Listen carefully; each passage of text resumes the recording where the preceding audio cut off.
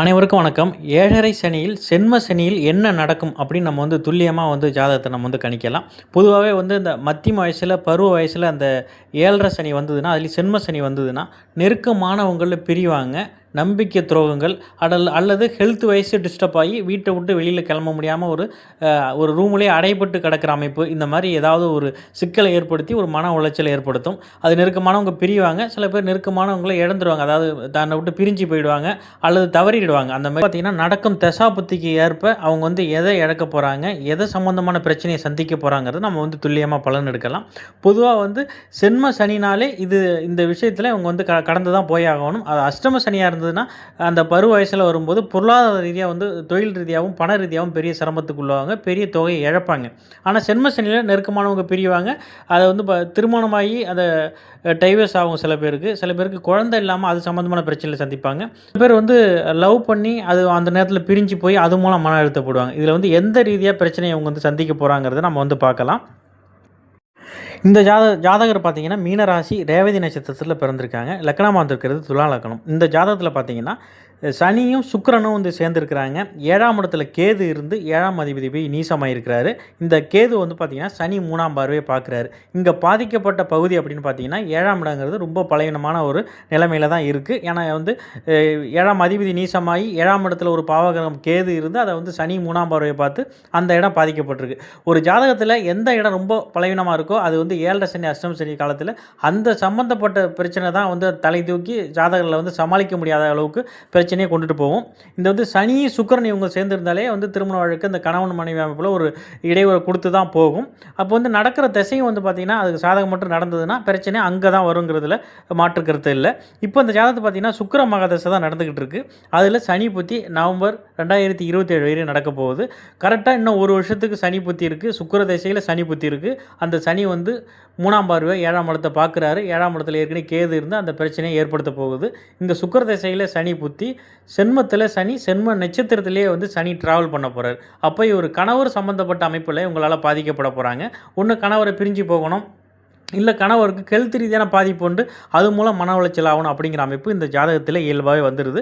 நான் இந்த ஜாதகத்தை பார்த்துட்டு இந்தமாரி ஒரு கணவர் சார்ந்த பிரச்சனை இருக்குன்னு நான் சொல்லிட்டேன். அவங்க ஏற்கனவே கணவர் ஜாதகத்தை முதல்ல கொடுத்துருந்தாங்க. அதில் பார்த்தீங்கன்னா 2ஆம் இடத்துல சனியும் 8ஆம் இடத்துல செவ்வாயும் இருந்து நேருக்கு நேர் பார்த்து இந்த 2ஆம் இடத்து சனி தசை நடந்தது. அவங்க ஆயுள் அமைப்பும் பார்க்கும்போது ரொம்பவே பாதிக்கப்பட்டிருந்தது. ஏற்கனவே அவருக்கு நிறைய பிரச்சனையாகி அவங்களுக்கு பெரிய உயர் சிகிச்சையெல்லாம் எடுத்துக்கிட்டு இருக்காங்க. இன்னும் சரியாகலை அப்படின்னு தான் சொல்லியிருந்தாங்க.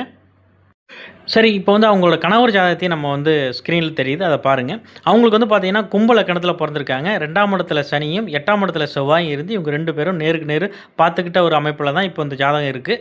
இதில் வக்கரம் ஆகிருக்கிறாரு.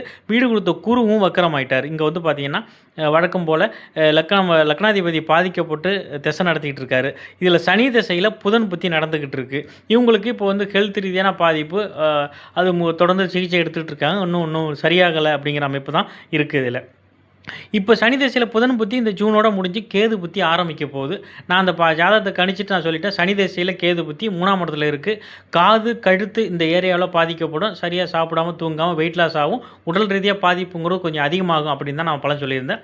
ஆமாம் சார், உங்களுக்கு கழுத்தில் ஒரு ப்ராப்ளம் ஆகி அது கொஞ்சம் சிகிச்சை எடுத்துக்கிட்டு இருக்கோம், இது சரியாகுமான்னு கேட்டு தான் வந்தேன். இப்போ இடையில கொஞ்சம் சரியாகுது, அப்புறம் மறுபடியும் அதிகமாகிடுது, இப்படி பிரச்சனை போயிட்டு இருக்கு. இது இந்த வருஷத்தில் எப்படி இருக்கும், சரியாயிடுமா பூரணமாக அப்படின்னு தான் இவங்க கேட்டிருந்தாங்க.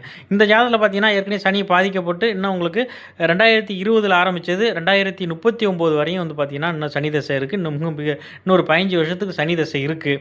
அதுலேயும் இப்போ உங்களுக்கு சனி தசையில் கேது புத்தி, அது ஏற்கனவே காது கழுத்து அந்த 3ஆம் இடங்கிறது பாதிக்கப்பட்டிருக்கு. இப்போ அந்த புத்தியே வரப்போகுது. அப்போ ஹெல்த் வைஸ் ரொம்ப டிஸ்டர்ப் ஆகணும் அப்படிங்கிற அமைப்பு ஏற்கனவே இந்த ஜாதகத்தில் ஆயிலுமே கம்மியாக இருக்குது. அங்கே மனைவி ஜாதகத்தில் பார்த்தீங்கன்னா அது ரொம்ப தெளிவாகவே தெரியுது. 7ஆம் இடம் நீசமாகி 7ஆம் அதிபதி 7ல் கேது இருந்து இப்போ சனி சுக்கிரன் காம்பினேஷன் ஆகி அந்த திசையும் இப்போ நடக்கிறதுனால அவங்க சென்ம சனி காலத்தில் கணவரை தான் பாதிக்கணும் அப்படிங்கிற அமைப்பு இந்த ஜாதகத்தில் இருக்குது. கணவருக்கு ஆயுள் அமைப்பில் கொஞ்சம் டிஸ்டர்ப் ஆகிருக்கு. ஹெல்த் பிரச்சனையும் இப்போதைக்கு முடிகிற மாதிரி அமைப்புங்கிறது இல்லை. இவருக்கு நம்ம நீண்ட ஆயுள் இருக்குன்னு நம்மளும் வேண்டிக்குவோம். ஒரு ஜாதகத்தை ஒரு குடும்பம்னு எடுத்துக்கிட்டால் ஒரு உயிர் தான். ஒரு ஜாதகத்தை பார்த்தாலே மற்ற எல்லா குடும்ப அமைப்பையும் நம்ம சொல்லிட முடியும். ஒருத்தருக்கு ஒரு பிரச்சனை நடந்து இன்னொருத்தருக்கு யோகமாக வேலை செய்யாது. குடும்பங்கிறது ஒரு உயிர் தான். ஒரு பிரச்சனை ஒருத்தருக்கு நடக்குதுன்னா எல்லார் அமைப்புலையும் எல்லா ஜாதகத்துலேயும் அது பதியப்பட்டிருக்கும். அதனால ஒருத்தருக்கு சிவியராக உடல் பாதிப்பு இருக்குது அப்படிங்கிற பட்சத்தில் அவங்க அப்பா அம்மா ஜாதகம், அவங்க குடும்பத்தில் மனைவி, குழந்தைகள் ஜாதகத்தை பார்க்கும்போது ரொம்ப தெளிவாக தெரிஞ்சுக்கலாம். இது எதை நோக்கி போகுது, எப்போ சரியாகும், நம்ம வந்து அதிகமாக பணம் கட்டி சிகிச்சைக்கு போகலாமா, இல்லை வந்து அது சரியாக சாதாரணமாக சரி ஆகிடுமா அப்படிங்கிறதெல்லாம் நம்ம வந்து தெரிஞ்சுக்கலாம். அதுக்காக தான் ஜோதிடம் அமைஞ்சு. இப்போ உங்களுக்கு கணவருக்கு சிவியராக பாதிப்பு இருக்குது இந்த ஒரு வருஷத்துக்கு அப்படின்னு நான் வந்து சொல்லிட்டேன். அதேமாதிரி ஒரு வருஷத்துக்கு நம்ம ரொம்ப டீப்பாக பார்த்துக்கோங்க. நிறைய சிகிச்சையெல்லாம் எடுக்கிற மாதிரி இருக்கும். உடனே இப்போதைக்கு சரியாகாது. இதில் கொஞ்சம் சென்ம சனி காலத்தில் கணவரால் ரொம்ப மன அழுத்தப்படணுங்கிற அமைப்பு இந்த பெண்ணுக்கு இருக்குதுன்னு நான் சொல்லிட்டேன். சென்ம சனினாலே நெருக்கமானவங்களை பிரிவு, இழப்பு இது வந்து தவிர்க்க முடியாத ஒரு சூழ்நிலை ஆகிடுது 90% பேருக்கு. ஒரு 10% யோக தசை நடக்கிறவங்களுக்கு அது ஒன்றும் பெரிய லெவலில் பாதிக்கிறது இல்லை. நடப்பு திசையும் சென்ம சனியில் எந்த திசை நடக்குதோ அதுக்கு சம்மந்தப்பட்ட அமைப்புலையும் எந்த பாவம் ரொம்ப பாதிக்கப்பட்டிருக்கோ அது சம்மந்தமான பிரச்சனையும் வந்து சென்ம சனியில் சந்திப்பாங்கங்கிறது தான் வந்து இந்த ஜாதகத்தோட வந்து விளக்கம். மீண்டும் நான் உங்களை ஒரு நல்ல தலைப்பில் சந்திக்கிறேன். நன்றி, வணக்கம்.